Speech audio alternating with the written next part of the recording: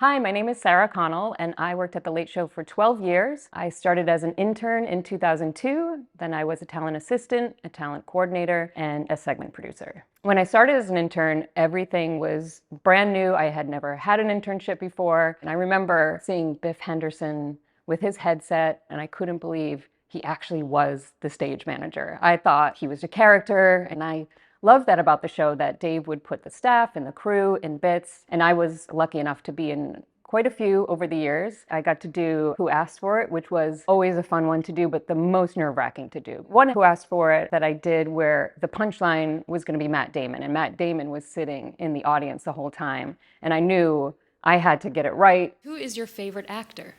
That's a pretty good question, and I want to be careful here because I don't want to step on anybody's toes. But they always refer to this guy as like the current generation Jimmy Stewart, and he's a double Academy Award winner and a great guy. He's been on the show many times, very, very friendly, very likable. I'd have to go with Tom Hanks. Tom Hanks. Thank you, Kate.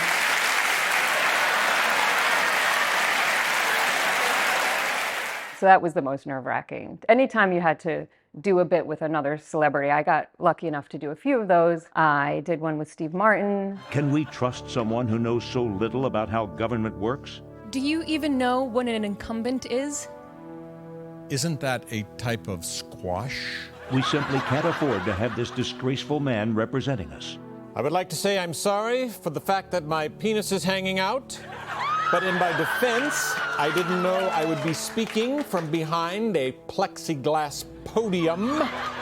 One time I played the daughter of Martin Short. I had to wear a wedding dress, and I remember we filmed it during a blizzard in February. And they have paparazzi Everywhere. Yeah. everywhere, and they're hiding in the trees, and they're, and they won't leave us A-listers alone. I'm sure that everyone's seen this thing on TMZ where I lose it with a paparazzi. No. Why won't you people leave me alone? You damn paparazzi! It's people like you that killed Diana, Princess of England, and left her boys alone! You camera-toting whores! Leave us famous types alone! We're different than you! Another favorite bit that he would do on the show was putting characters in a business and just kind of waiting to see the reaction of the managers, which usually was not so positive. The one I remember most is how many Sarah Palins could fit into a LensCrafters. All right, let's send in Sarah Palin and see what happens. Oh, there she is right there, yeah. Smart looking outfit. She's a very attractive woman, isn't she? Okay, there's one.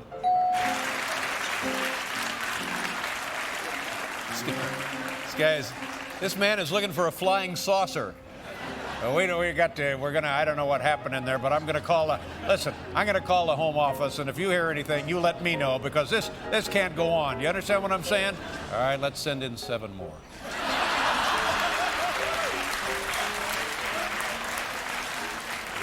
2, 3, 4, 5, 6, 7, 8, 9, 10, 11. Okay, so we now have 16 Sarah Palins. Holy jeez, look at...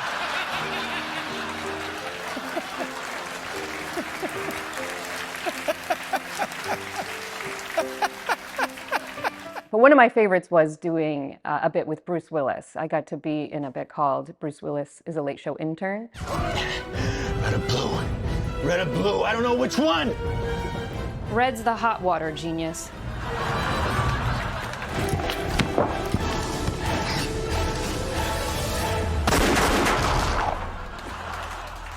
Yippee-ki-yay, Shecky! I'll never forget my first day as talent assistant on the show. My job was to greet the guests. During their time there, I would bring them to rehearsal. If they needed something in their dressing room, I would get that. My first guest was Courtney Love. She was very nice, but just, rock star Courtney Love. She needed a very specific green nail polish that I was running around all New York City trying to find. But the thing I remember most is she couldn't settle on what she wanted to wear. And she looked at what I was wearing and said, I want to wear that. I said, okay. And I went and I grabbed a Late Show t-shirt. I put that on and I gave her the tank top. She went to rehearsal. Halfway through the rehearsal, she must have seen herself in the monitor and didn't like what she saw. So she decided right then and there She did not want to wear that shirt and it came off. The feed of the rehearsal would go to all the offices in New York and all the offices in LA. So I just picture people working that day and looking up from their computer and just seeing Courtney Love topless. I do remember hours later finding the tank top crumpled up in the corner of her dressing room and thinking, if every day is like this, I don't think I'm cut out for show business. Oh, Danny boy, the pipes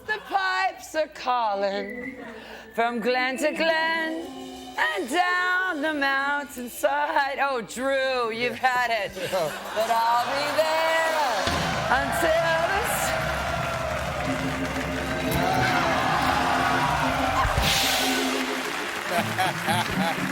Thank you very much. Very sweet of you. Dave. We're going to lose our liquor license. In 2007, it was during the writer's strike. Dave was able to get an interim agreement to go back and do shows, but the strike was still going on, so we knew we'd have a hard time getting guests for a bit. And Dave had the idea to interview the staff. I have never been more nervous for anything in my life. Dave had a beard at the time, so that kind of helped. He didn't really look like him, and that kind of set me at ease, and he was so great, and I got to make him laugh, and that will forever be the coolest thing that I will ever do. What did you have done to your teeth? I had to take my wisdom teeth out, so they gave me the gas, and I didn't feel anything, so I said, I think I need more gas. Right. And they said, okay, Johnny Cash her.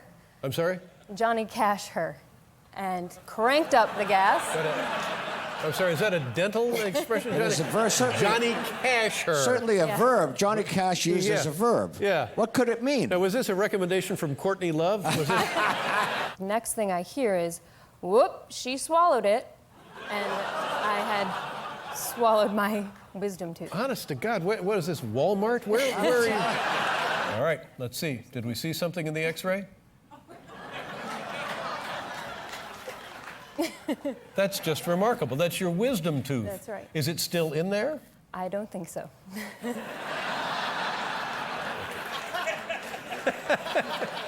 There was a period of time where Britney Spears was coming on the show a lot. There was this one time she came on the show and I was bringing her to her dressing room, which required an elevator ride. And Paul Schaefer got on and he was chatting and he got off and said, have a good show. And as the elevator doors closed, Britney very confidently looked around at her entourage and said, that's Dave's DJ, which I thought was a great way to describe Paul. I'm in town, and I'm such a huge fan. Oh, that's very nice of you to say. God bless you. Thank you very much. That means a lot to me. No, Thank I you. had to stop by. Oh, that's very sweet of you. She was down the hall, I think, taping her own special. Right. Go ahead. No, I wasn't talking about you. I was talking about me? Will Ferrell. Oh, I see. Yeah. Do you know where he is? Well, he'll be over there in the Okay. green room. Bye. Good luck. Thank you very much.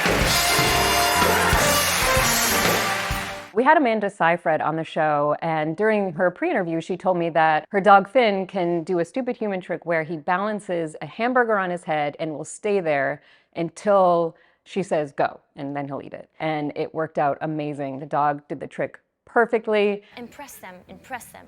Don't do anything I wouldn't do, okay? Stop. Off. Off. Look at me. Look at me. Look at me. Keep doing it. Okay. Good clap.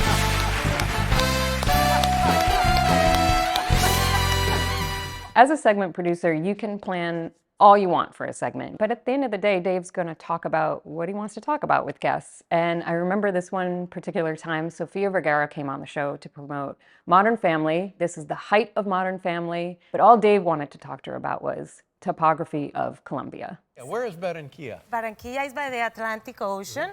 It's 2 hours and 15 minutes away from Miami, so it's very close to Miami. And the elevation, what are we talking about?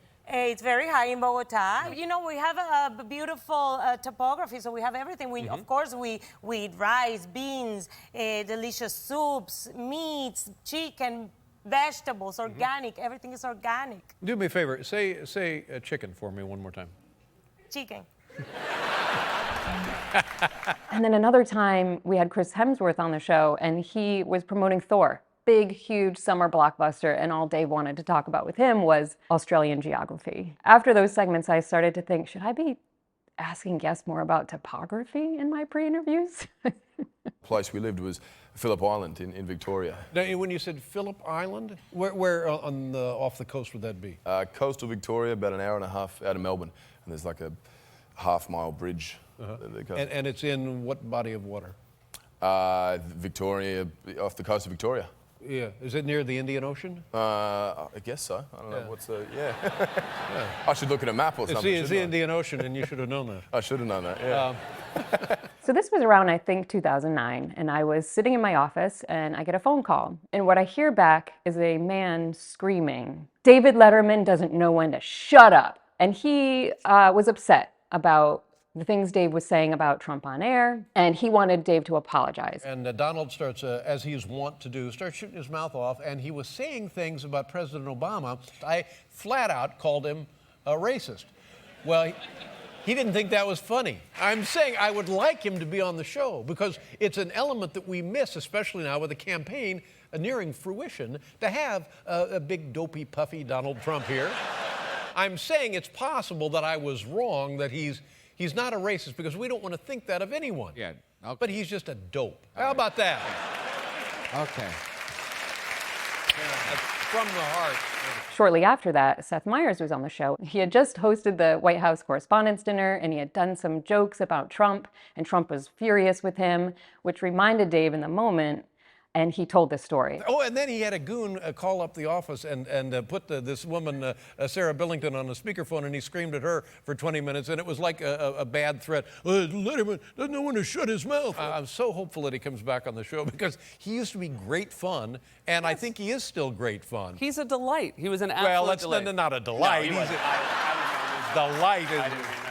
It turns out that man that called me screaming was Michael Cohen, Trump's former lawyer. The ironic thing is now I work in 30 Rock and I see him in the hallways, and he'll pass me and he'll smile on his way to MSNBC, and he has no idea that I am the girl he screamed at over speakerphone all those years ago. I think one of my most surreal days at the show was when we filmed the Super Bowl commercial with Jay Leno and Oprah. Jay Leno came in, and it was my job to sit in the conference room with him. I seem to remember he arrived wearing a fake mustache and a hat so that he wouldn't be recognized, but yet he was wearing his denim on denim, very recognizable. And then Oprah comes in, and she gets off the elevator, so Oprah shouting, wants to know everyone's name. And I'll never forget when she left, hours later, she said goodbye to everybody and called everybody by their name. Just total Oprah, did not disappoint. This is the worst Super Bowl party ever. Now, Dave, be nice. Well, he's just saying that because I'm here. No, he's just saying that because I'm here.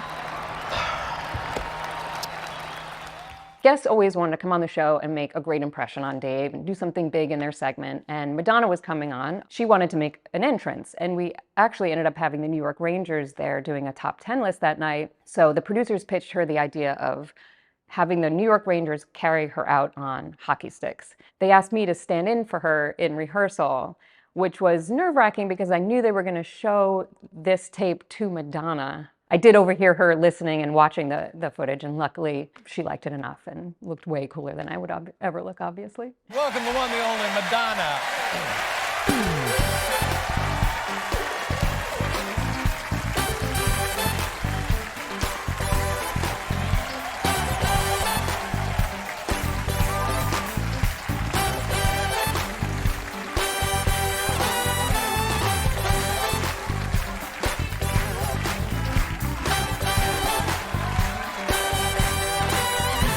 Have you ever ridden hockey players before?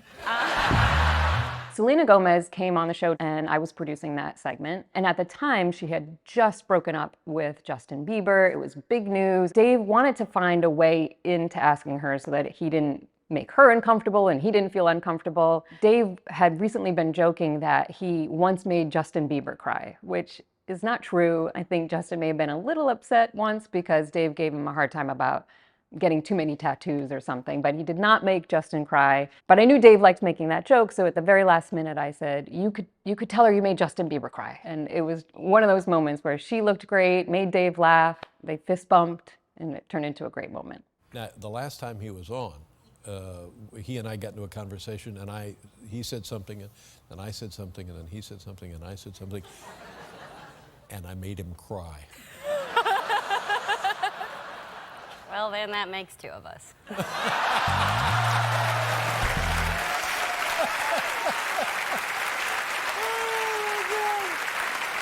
Wow.